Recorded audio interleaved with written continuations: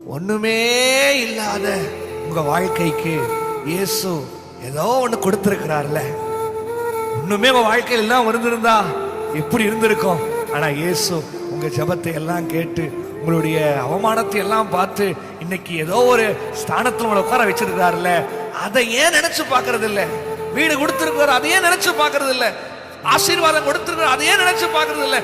நம்மளாவே வந்தோம், நம்மளாவே முன்னேறணும், நம்மளாவே பண்ணணும் யோசிக்கிறீங்க.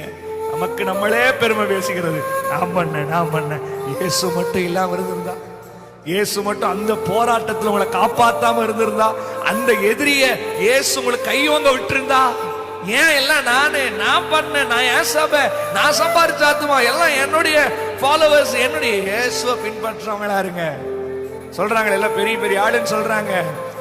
நான் எனக்கு அவ்வளவு கூட்டம் இருக்குன்னு சொல்றாங்க. இயேசு இல்லாம வந்திருக்குமா?